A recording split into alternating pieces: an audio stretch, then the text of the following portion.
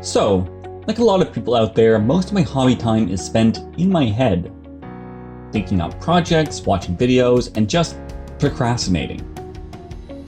However, recently, I've been really motivated by Miscast Terrain's Nurgle Diary videos to just get off my ass and start a new army. I've always liked the idea of running an Angmar force, however, I don't usually like how they look. It's one of the only armies in the MESPG that is almost entirely made out of models and units from other armies, so they don't usually look very cohesive to me. I've been thinking of ways to make them more unique for a while now and decided it was time to finally pull the trigger. So today is part of a new hobby diary series, the Angmar Project, where I convert an entire host of orcs to be the backbone of a new Angmar army. Let's start from the beginning. When coming up with these ideas for new projects, I tend to look in the same places. First, the movies. Obviously. Full stop. The Lord of the Rings movies are fantastic, and they're an amazing place to start collecting ideas. Next is the books. Again, obviously.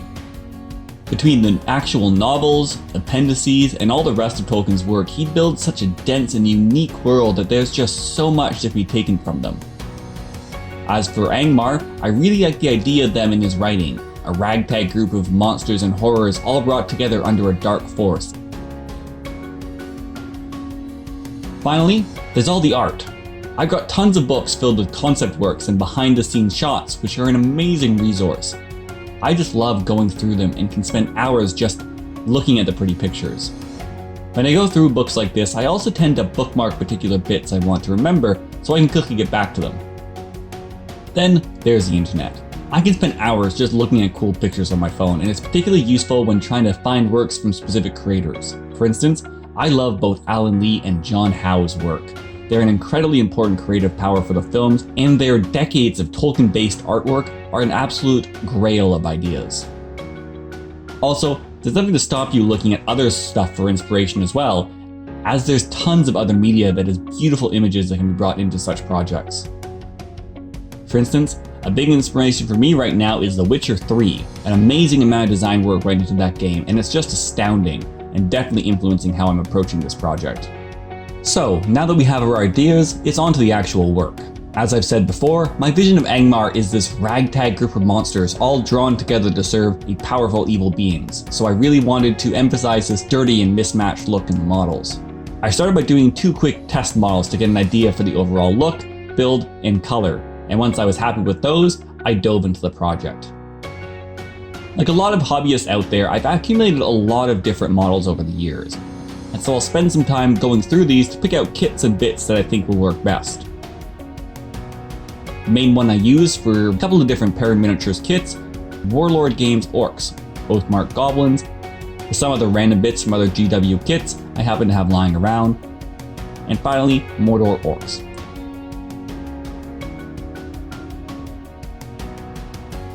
However, the most important source I used was my bits box. I tend to leave a lot of my pieces on the sprues, however, whenever I cut bits up, I put them in here, which makes an amazing resource. I decided to convert all of these in one go, and so I tried to implement the arm's reach method, meaning I tried to make sure that all the tools and bits I needed would be in arm's reach. Therefore, I took all the kits I planned to use out and sorted them in piles on my desk before going to work.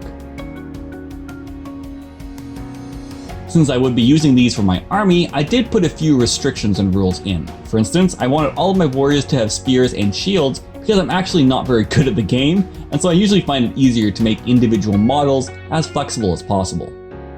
Next, I wanted to have as many bows as possible in the army, as while orc shooting isn't great, it's better than no shooting at all, so I set up to build 24 orcs with spears and shield, and 12 with bows.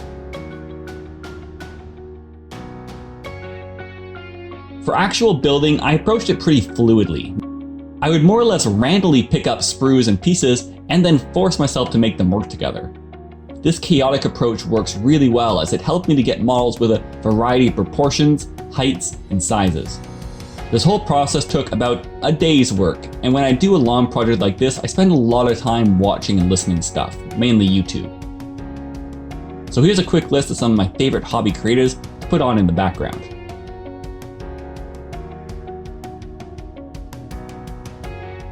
However, the world isn't all wargaming, so I also listen to other stuff as well about movies, philosophy, politics, and of course, Transformers. After all that, I was really happy with how they were looking, and so I moved on to the finishing touches.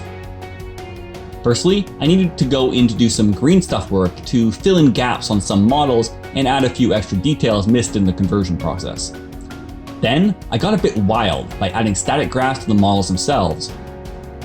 I really like the gritty, abstract way this looks, but do feel it was a bit much on the test models.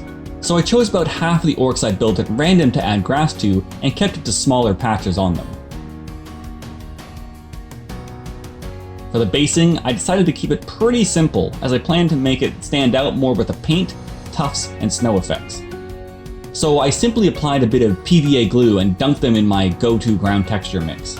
This is made up of a couple of different things, namely some decorative sand I found at the dollar store, cheap kitty litter, and baking soda. And there we are. In the end, I made 40 orcs, and I loved them. They turned out nice and weird and varied, and I definitely think they'll stand out from the ranks of mortal orcs you see at tournaments. Like, look at the shaman.